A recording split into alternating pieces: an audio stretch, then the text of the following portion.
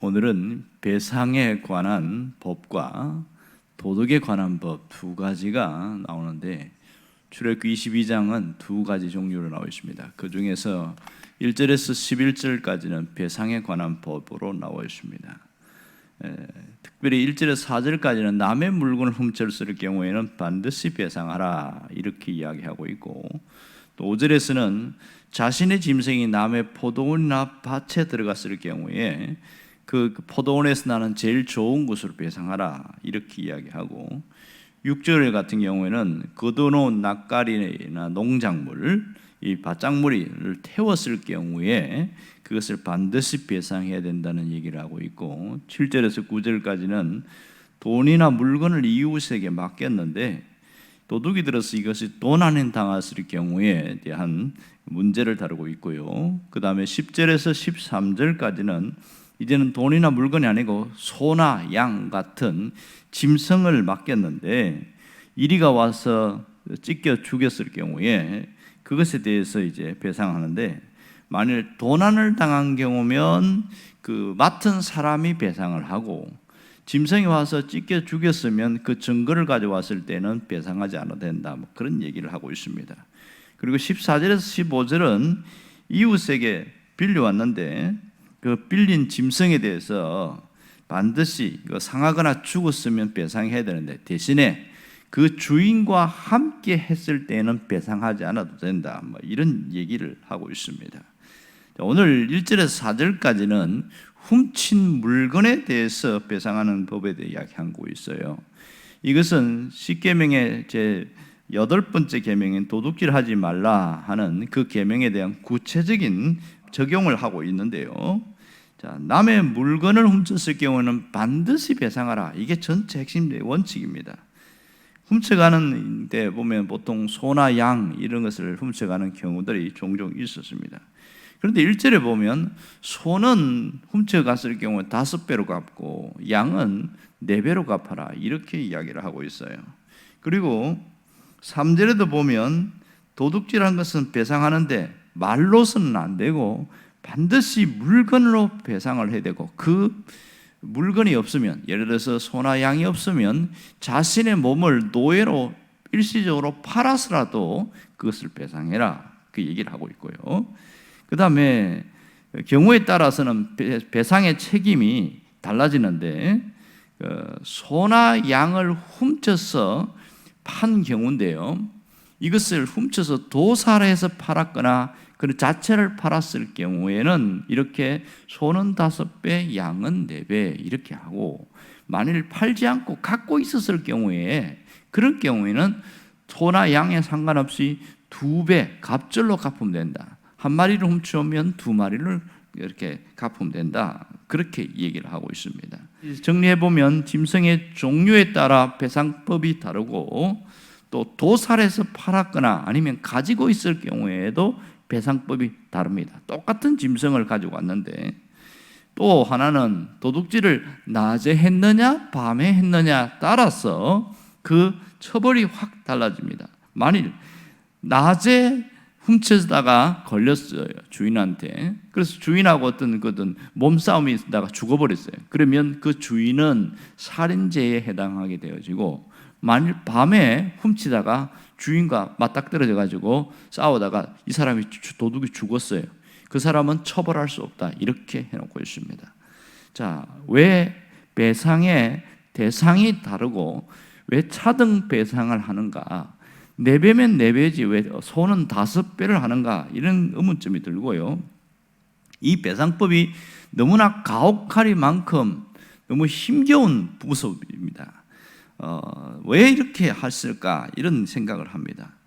그리고 차등 배상한 것 자체가 너무 가혹하고, 또 네가 능력이 없으면 네 몸을 팔아서, 노예로 팔아서라도 배상해라, 너무 지나치지 않을까?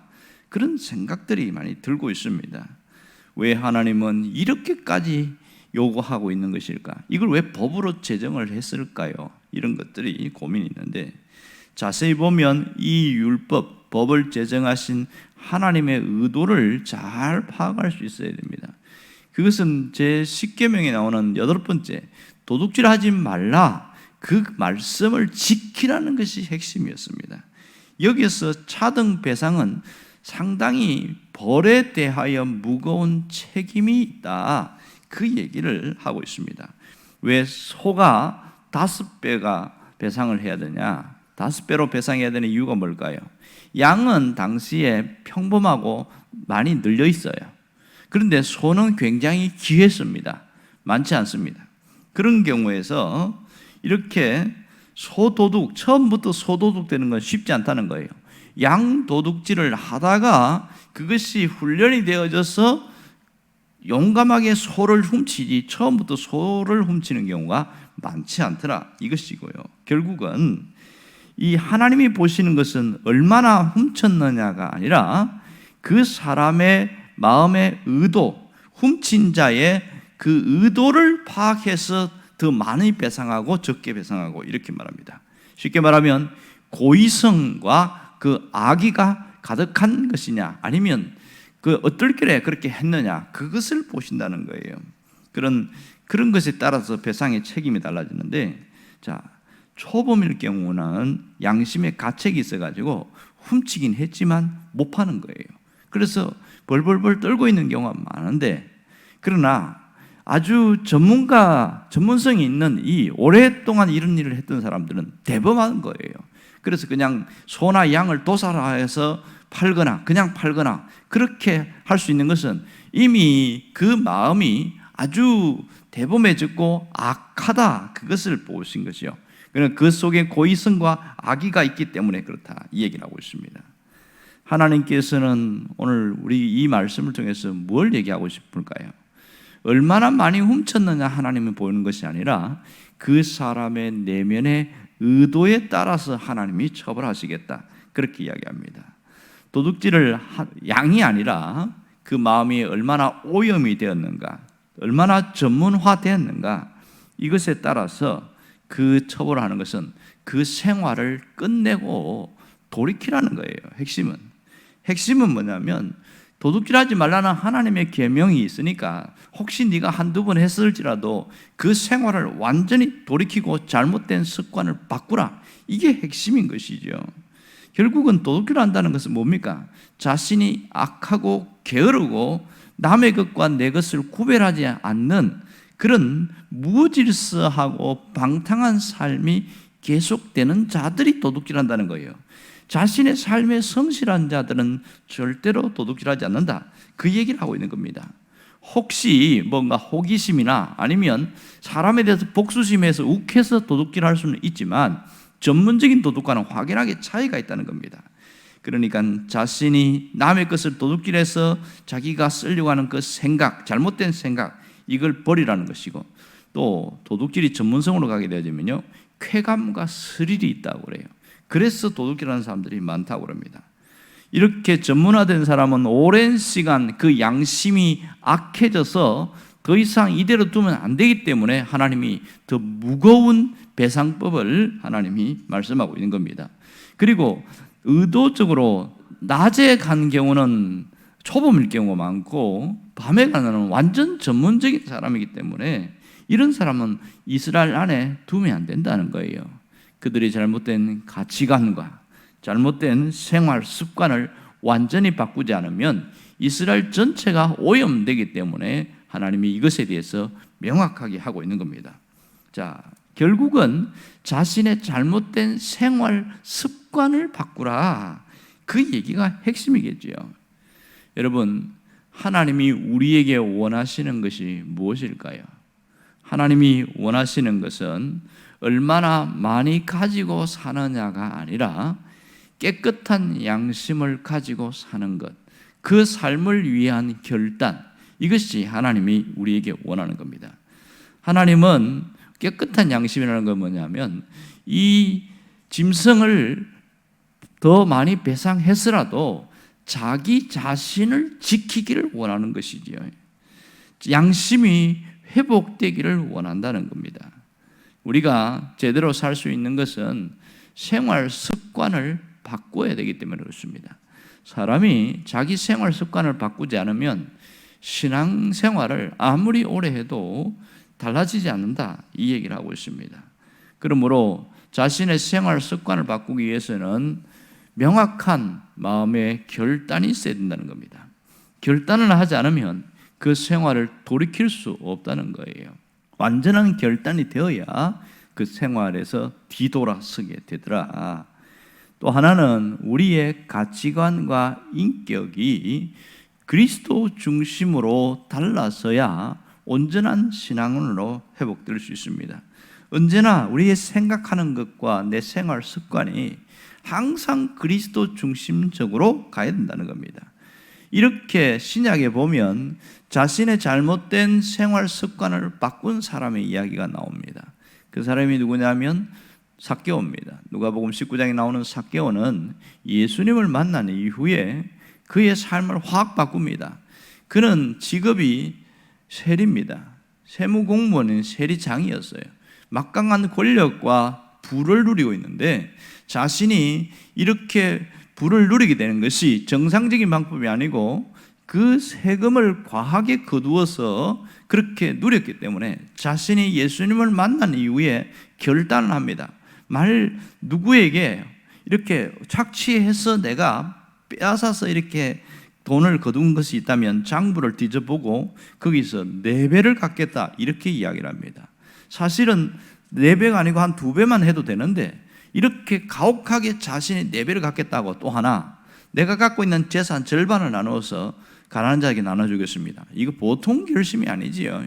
그렇게 하면 자신이 재산이 확 줄어들 것이고, 세상에 생각해 보세요. 절반을 줄였어요. 거기서 또 누구에게 그냥 어떻게 착취한 게 있으면 또 4배를 갚아버리면 자기 재산이 얼마나 남겠어요. 이런 상황인데 왜 이런 결단을 했을까? 예수님을 만난 그 기쁨이 내가 돈을 가진 것보다 더 소중하고 바른 삶을 사는 것이, 내가 이스라엘의 이 후손, 이 아브라함의 후손으로 사는 것이 더 귀한 것을 깨달았기 때문에 주님은 그 의도를 하시고 모든 보는 사람들 앞에서 이 사람은 더 이상 죄인이 아니다, 이제는 아브라함의 후손, 다시 말해서 의인이다, 인정을 해버립니다. 엄청난 일들이 일어나고 있었지요. 정말 우리에게 필요한 것은 내가 잘못을 돌이킬 수 있는 결단의 용기입니다. 그 용기가 있어야 내 삶을 바꿀 수가 있습니다. 우리는 뭔가 잘못됐을 때 뉘우치는 것은 참 잘해요. 내가 다시는 하지 않아야지. 그렇지만 돌아보면 그 생활들이 계속 반복되고 있습니다. 계속 반복되고 있어요. 10년이 지났는데도 계속 반복된 것은 이 돌이킴에 대한 결단, 그것이 없어서고 있기는 했지만 완전히 돌이키겠다는 용기가 없어서 그런 경우가 많습니다. 하나님은 우리가 어떻게 살기를 원하실까요? 나 자신의 가치를 잃어버리지 않기를 원하십니다. 나의 존귀함을 놓치지 않기를 원합니다. 여러분, 자신이 보배라는 생각을 얼마나 하고 있습니까?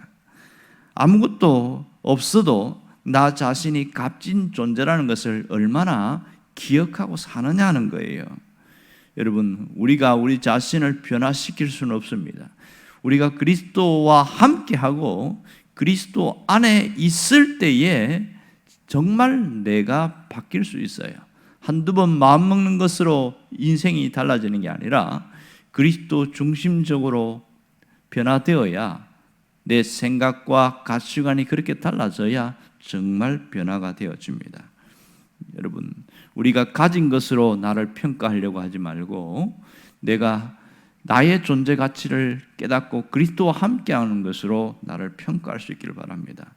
주님이 원하는 것은 바로 이겁니다. 하나님은 우리가 얼마를 가졌느냐에 가지고 우리의 가치 평가하지 않습니다. 얼마나 신앙적으로 살아가고 있느냐, 그것을 더 귀하게 본다는 것을 잊지 않기를 원합니다. 세상 사람들은 넓은 길을 가더라도 나는 그 넓은 길로 가지 않겠다, 이 결단이 중요하겠지요. 세상 사람들은 적당하게 타협하고 죄스러운 생각과 그런 생활 습관에 젖어가는 것이 당연하게 생각하지만 우리는 당연한 것이 아니고 문제라, 이거는 절대로 함께 하면 안 된다. 그래서 육신의 정욕과 안목의 정욕과 세상의 모든 이생의 자랑들을 끊어버리려는 그런 결단, 이것을 주님이 가장 귀하고 가치 있게 본다는 걸 알아야 됩니다. 이렇게 살아가려고 할 때 하나님은 우리를 너무너무 높인다는 것을 잊지 않기를 원합니다. 이렇게 살다가 주 앞에 가면 뭐라고 칭찬하실까요? 너는 착하고 충성된 종이다. 이렇게 주님이 평가하실 겁니다. 이런 주님의 인정과 평가를 받는 사도 종들이 되기를 주의 이름으로 축원합니다. 기도하겠습니다.